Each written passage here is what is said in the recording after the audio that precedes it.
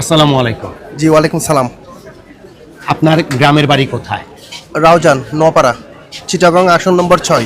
আচ্ছা। আপনি নির্বাচনী আসন 6-এর একজন ভোটার। জি জি। আপনাদের এলাকায় নবনির্বাচিত সংসদ সদস্য কে? আলহাজ গিয়াসউদ্দিন কাদের চৌধুরী। আপনাদের এলাকার সমস্যা কি কি আছে?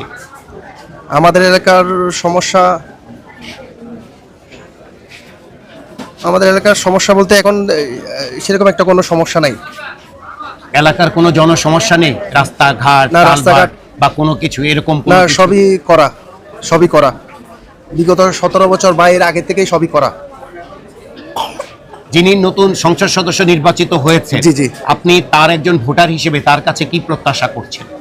তার কাছে প্রত্যাশা হলো সুন্দরভাবে আমাদের রাউজানটা তথা বাংলাদেশ তথা রাউজান সুন্দরভাবে যেন পরিচালনা করতে পারে।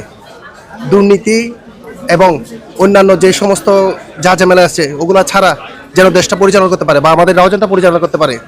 কোনো দলীয় বা কোনো প্রভাব খাটিয়ে কোনো কিছু যেন করা না হয়। যেহেতু বাংলাদেশটা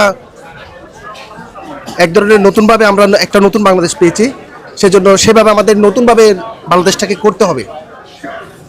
আমাদের প্রত্যাশা হলো এটাই, বা আমার রাউজানের আমার আলহাজ কাদের চৌধুরীর এমপি মহোদয়ের কাছেও আবেদন এটাই যে সব কিছু যেন সুন্দরভাবে চালায়।